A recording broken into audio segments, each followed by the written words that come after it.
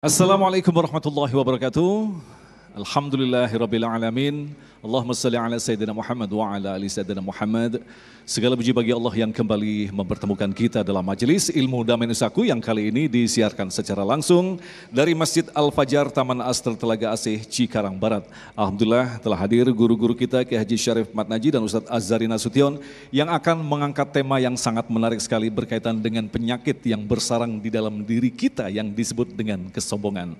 Namun sebelumnya kita akan awali perjumpaan kita dengan memanjatkan doa kepada Allah dikhususkan kepada guru yang kita cintai yang hari ini wafat yaitu Kang Rashid dan beliau adalah merupakan salah satu pemateri daripada Damai Indonesiaku. Kita akan kirimkan Al-Fatihah kepada beliau, mudah-mudahan Allah akan mengampuni segenap dosa-dosanya. Pemirsa, inilah Damai Indonesiaku yang dipersembahkan oleh Sarung Wadimor, tentu sarung kita. Selamat mengikuti, silakan Ustaz. Kita khususkan doa buat guru kita, mudah-mudahan Allah ampuni dosanya, lapangi kuburnya.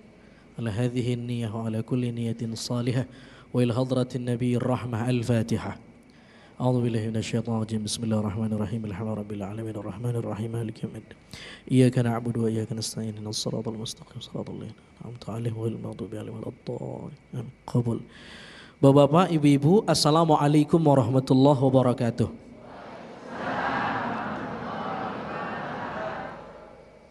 Alhamdulillahirabbil alamin. Allahumma salli ala sayyidina Muhammad wa ala ali sayyidina Muhammad.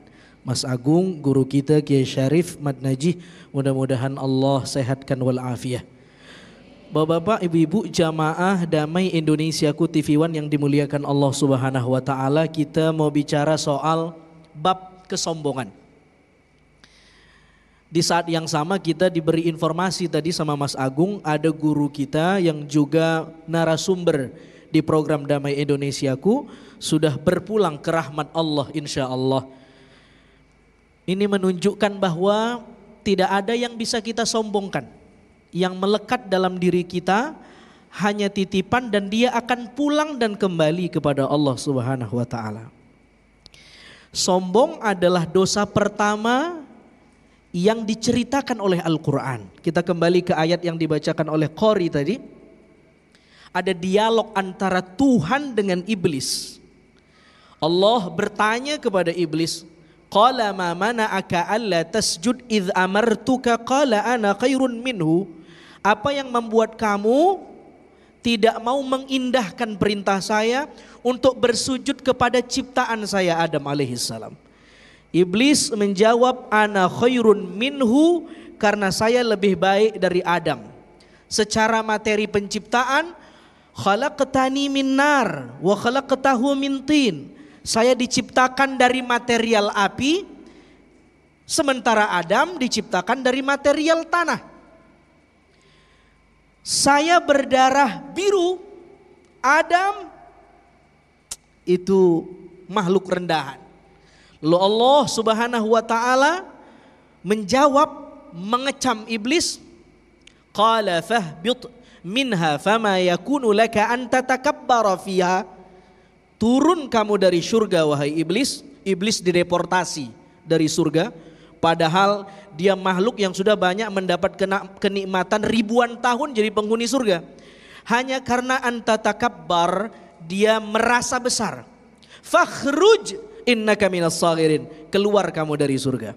Ini bedanya Adam dengan iblis. Nabi Adam alaihi salam cuman disuruh turun, ihbit.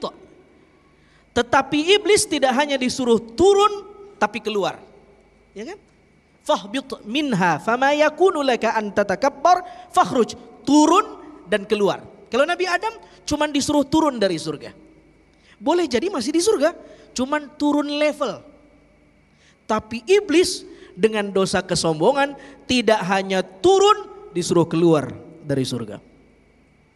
Al-Quran juga menginformasikan kepada kita, kalla innal insana la yatgha ar-ra'ahu istaghna. Biasanya kata Al-Quran, manusia itu menjadi sombong ketika dia melihat dirinya cukup. Dia melihat dirinya serba ada. Dia melihat dirinya gak punya kekurangan. Sehingga dia berlaku sombong. Karena itu para imam sufi Imam Al-Ghazali misalnya mengatakan ada tips kalau kita mau mengkerangkeng potensi sombong kita. Bagaimana caranya? Kata Imam Al-Ghazali, jangan pernah merasa lebih baik daripada orang. Betul nggak kira-kira? Bu, mana lebih baik kita atau orang? Kata Al-Ghazali, jangan pernah merasa lebih baik dari orang. Ketika kamu bertemu dengan seorang yang lebih muda dari kamu, kata Imam Al-Ghazali, orang ini tidak lebih tua dari saya karena itu pahalanya lebih banyak, karena potensi saya berbuat dosa jauh lebih lama, umur saya lebih tua dari dia.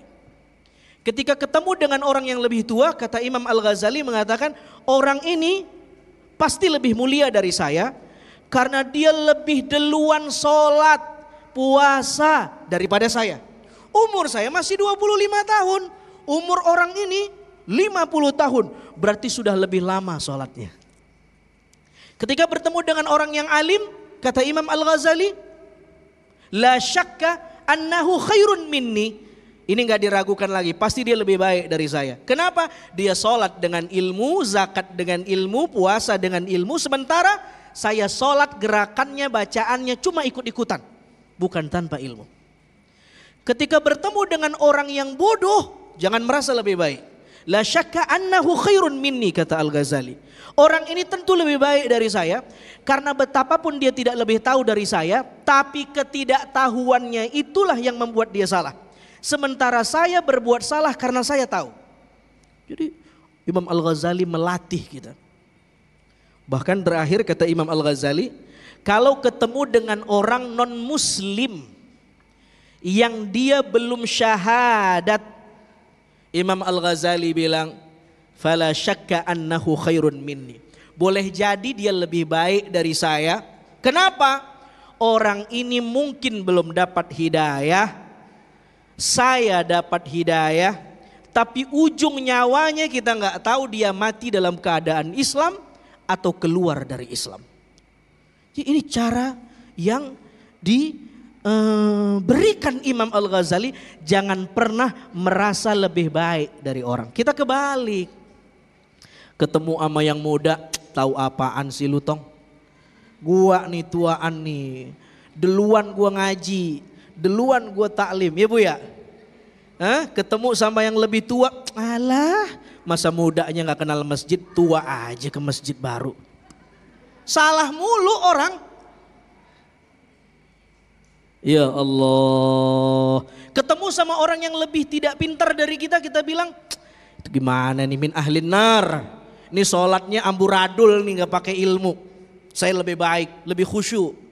Pasti sholat saya diterima, dia gak diterima. Ketemu sama yang lebih alim, ngomong doang, gak dilakuin. Semua orang dia anggap lebih rendah dari dirinya. Nah, ini tips dari Imam Al-Ghazali. Ada tips yang kedua, kata para ulama sufi, supaya kita tidak sombong, aplikasikan makna ihsan dalam diri kita. Kenapa orang kiber, kenapa orang sombong, kenapa orang takabur merasa besar? Karena dia merasa ada. Nabi mengajarkan ihsan itu maknanya adalah anta'budallaha ka'annaka tarahu fa illam takun tarahu fa innahu yaraka. Kamu membayangkan bahwa kamu melihat Allah, jika tidak bisa ketahui bahwa Allah melihat kamu. Ini gimana caranya ini? Gimana caranya kita bisa melihat, bagaimana caranya kita merasakan kehadiran Allah? Dijelaskan sama Ibn Arabi. Kata Ibn Arabi, caranya adalah anta'budallaha ka'annaka tarah. Fa illam takun tarahu. Kalau kamu berhasil membayangkan diri kamu gak ada apa-apanya, tarahu, kamu pasti bisa merasakan kehadiran Allah. Kenapa kita terhijab? Kenapa kita gak bisa merasakan kehadiran Allah? Karena kita gak merasa kehadiran Allah, kita merasa hanya kita yang ada. Kita sholat takbir, Allahu Akbar. Tapi di belakang takbir kita ada aku yang lebih besar. Itu karena kita masih merasa ada. Kata Ibn Arabi, fa illam takun tarahu. Kalau kamu sudah berhasil membuat diri kamu nggak ada, sirna tarohu.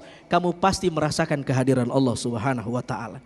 Saudara yang dimuliakan Allah Subhanahu wa taala, inilah yang tidak dirasakan Fir'aun. Inilah yang nggak dirasakan sama Qarun. Qarun dengan kekayaannya dia merasa cukup sehingga dia sombong. Fir'aun dengan powernya dia merasa hebat, dia sombong. Kaum Ad dan Tsamud teknokrat, punya ilmu, mampu mengembangkan teknologi di masanya, tapi sombong. Semuanya dihancurkan oleh Allah Subhanahu wa taala. Dan lihat semua ibadah dalam Islam, coba perhatikan. Salat, kita masuk Masjid Al-Fajar. Tidak ada kelas 1 di masjid. Semuanya boleh di saf awal. Betul? Meskipun ada akhlak di sana. Oh, Nabi nyuruh di saf pertama nih, saya di belakang imam deh. Ah, ini gak punya akhlak nih. Ente berilmu gak? Kalau imamnya batal bisa gantiin gak? Kalau gak bisa jangan dulu, tunggu yang alim datang. Ya. Lihat haji. Haji mengajarkan kita menanggalkan atribut pakaian. Kita ganti dengan ihram. Menunjukkan semua sama. Baju kan jadi status sosial nih Bu. Dengan baju kan orang bisa mendikte kelas sosial kita di mana. Jangankan baju, tas. Ibu-ibu tasnya merek apa Bu? Nggak boleh disebutin Bu. Ya, atribut dalam haji kita diajak meninggalkan atribut, memakai ihram. Karena itu kata Dr. Usman Najati, salah seorang psikolog muslim asal Mesir, dalam Al-Quran wa ilmun nafas, dia bilang ibadah-ibadah dalam Islam itu melatih kita untuk membuang rasa superioritas, rasa bahwa kita lebih baik dari orang. Dan ibadah itu mengajarkan betapa Islam itu egalitarianisme, semuanya sama. Luar biasa itu. Yang membedakan kita adalah ketakwaan kita kepada Allah Subhanahu wa taala. Wallahu taala alam. Baik, terima kasih Ustadz Azhari Nasution yang telah memberikan gambaran kepada kita betapa ulama-ulama besar pada masa lalu memberikan cara bagaimanakah kita sesungguhnya harus mengendalikan penyakit yang terus menempel di dalam diri kita selama kita masih berada di dunia, yaitu yang disebut dengan kesombongan. Dan dalam segmentasi selanjutnya nanti Kiai Syarif Mataji akan memberikan gambaran kepada kita akan mencoba untuk membedah anatomi dari penyakit sombong yang ternyata akan menjatuhkan kita sendiri. Tentunya masih bersama kami, Damai Indonesiaku.